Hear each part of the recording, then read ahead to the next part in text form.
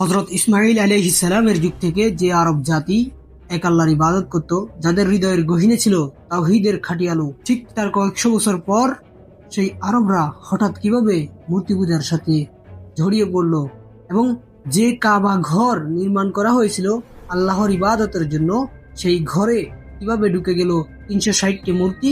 আজ আমরা সেই রহস্য উদ্ঘাটন করব। প্রথমে আমাদেরকে জানতে হবে দ্বীন-এ ইব্রাহিমী আসলে কি। হযরত ইব্রাহিম আলাইহিস সালাম এবং হযরত ইসমাঈল আলাইহিস সালাম আরবের মক্কা নগরীতে যে একাত্মবাদ বা তাওহীদের বাণী প্রচার করেছিলেন, সেটি হলো দ্বীন-এ ইব্রাহিম, যার মূল কথা ছিল আল্লাহ এক, তার কোনো অংশীদার নেই। হযরত ইসমাঈল আলাইহিস সালামের সময় থেকে আরবের মানুষ অত্যন্ত নিষ্ঠার সাথে এই দ্বীনের উপর প্রতিষ্ঠিত ছিল। তারা হজ করত, কোরবানি এবং কাবাঘর তাওয়াফ করত, আর আল্লাহ ছাড়া কারো সামনে মাথা নত করত না। শতাব্দীর পর শতাব্দী ধরে আরবের এই পবিত্র ভূমিতে মূর্তি পূজার কোনো অস্তিত্বই ছিল না। কিন্তু এখন প্রশ্ন হলো, এমন পবিত্র ধর্মের সাথে মূর্তি পূজার এই মারাত্মক মিশ্রণ কে, কখন বা কিভাবে ঘটালো? এই রহস্য উদ্ঘাটন করতে হলে আমাদেরকে ফিরতে হবে ইতিহাসের পাতা থেকে হারিয়ে যাওয়া কিছু অন্ধকার অধ্যায়ে।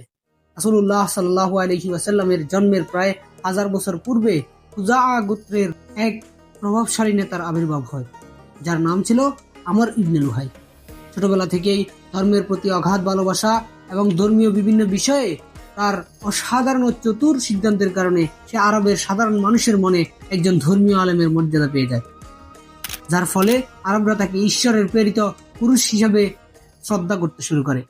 ঠিক এই সময়ে ঘটে সেই ঐতিহাসিক দুর্ঘটনা। আমর ইবনে লুহাই ব্যবসার উদ্দেশ্যে সিরিয়ার শাম অঞ্চলে সফর করেন।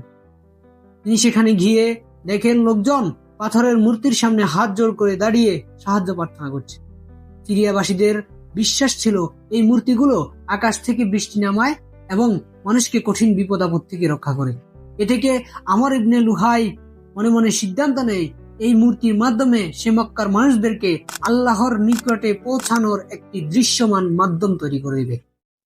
সে সিরিয়া থেকে হুবাল নামক এক বিশাল ও প্রাচীন মূর্তি এনে মক্কার কাবা শরীফে স্থাপন করে এবং ঘোষণা করে মানুষ আজ থেকে এগুলোর মাধ্যমে আল্লাহর কাছে সাহায্য প্রার্থনা করবে। ফলে মক্কার সরল মনা মানুষগুলো তাদের এই তথাকথিত আলেমকে অন্ধের মতো অনুসরণ করা শুরু করে।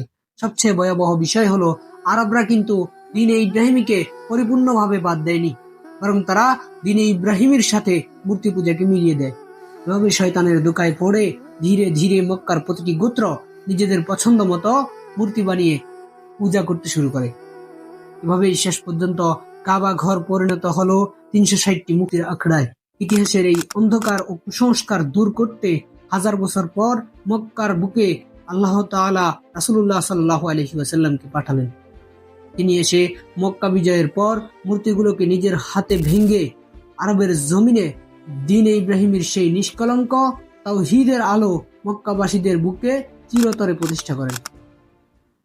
ইতিহাসের এমন সব রোমাঞ্চকর ও অজানা রহস্য জানতে সাবস্ক্রাইব করতে পারেন। ভালো লাগলে লাইক, শেয়ার করে কমেন্টে আপনার মতামত রাখতে পারেন এবং দোয়া রইল। দেখা হবে আগামী ভিডিওতে। আল্লাহ হাফেজ।